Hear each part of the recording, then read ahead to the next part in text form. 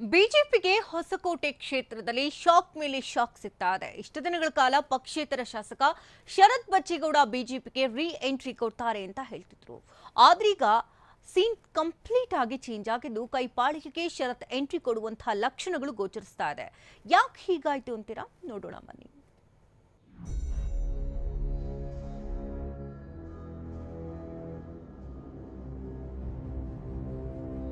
ಹೊಸಕೋಟೆ ಕ್ಷೇತ್ರದಲ್ಲಿ ದಿಢೀರಂತ ರಾಜಕೀಯ ಬಿರುಗಾಳಿ ಎಬ್ಬಿಸಿದ್ದ ಶರತ್ ಬಚ್ಚೇಗೌಡ ಈಗ ಮತ್ತೆ ಜಾದೂ ಮಾಡಲು ಮುಂದಾಗಿದ್ದಾರೆ. ಬಿಜೆಪಿ ಕೋಟೆಯೊಳಗಿಂದ ಹೊರಹೋಗಿ ಹೊಸಕೋಟೆ ಕ್ಷೇತ್ರದಲ್ಲಿ ಛಾಪು ಮೂಡಿಸಿದ್ದ ಶಾಸಕ ಶರತ್ ಎಂಟಿಬಿ ನಾಗರಾಜ್ಗೆ ಸೋಲಿನ ರುಚಿ ತೋರಿಸಿದ್ರು. ಪಕ್ಷೇತರರಾಗಿ ಗೆದ್ದಿದ್ದ ಶರತ್ ಬಚ್ಚೇಗೌಡ ಕಾಂಗ್ರೆಸ್ ಪಾಳೆಯದ ಸೇನಾನಿಯಾಗಲು ಹೊರಟಿದ್ದಾರೆ.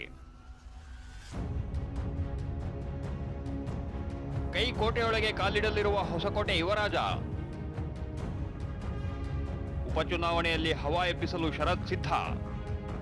ಶರತ್ ಬಚ್ಚೇಗೌಡರನ್ನ ಕಾಂಗ್ರೆಸ್ಗೆ ಸೇರಿಸಿಕೊಳ್ಳಲು ಕೈ ನಾಯಕರು ಕೂಡ ಉತ್ಸಾಹದಲ್ಲಿದ್ದಾರೆ. ಕೆಲ ದಿನಗಳಲ್ಲಿ ಶರತ್ ಬಚ್ಚೇಗೌಡ ಕಾಂಗ್ರೆಸ್ ಸೇರ್ಪಡೆಗೊಳ್ಳುವುದು ಬಹುತೇಕ ಫಿಕ್ಸ್ ಆಗಿದೆ.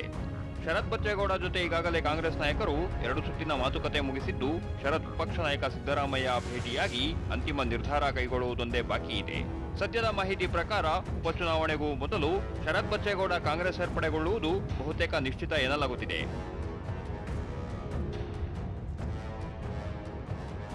ಉಪಚುನಾವಣೆಯಲ್ಲಿ ಒಂದಿಷ್ಟು ಹವಾ ಎಬ್ಬಿಸಬೇಕು ಅಂದ್ರೆ ಮಾಸಾಗಿ ಒಂದಿಷ್ಟು ಕಾರ್ಯಕ್ರಮಗಳನ್ನ ಕಾಂಗ್ರೆಸ್ ಹಾಕಿಕೊಳ್ಳಲೇಬೇಕು.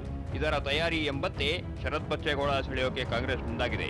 ಬಿಜೆಪಿಗೆ ಮಣ್ಣು ಮುಕ್ಕಿಸಿದ್ದಾರೆ ಅನ್ನೋ ಕಾರಣಕ್ಕೆ ಈವರೆಗೆ ಬಿಜೆಪಿ ನಾಯಕರಿಂದ ಶರತ್ ಬಚ್ಚೇಗೌಡರನ್ನ ಪಕ್ಷದಲ್ಲಿ ಕರೆಯುವ ಯಾವ ಬೆಳವಣಿಗೆಯೂ ಆಗಿಲ್ಲ.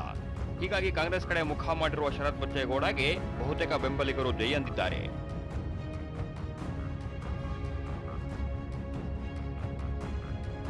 ಇದೆಲ್ಲದರ ಮಧ್ಯೆ ಬೆಂಗಳೂರು ಗ್ರಾಮಾಂತರ ಭಾಗದಲ್ಲಿ ಹಲವು ಬಿಜೆಪಿ ಮುಖಂಡರಿಗೆ ಅಸಮಾಧಾನ ಇದೆ ಎನ್ನಲಾಗುತ್ತಿದೆ.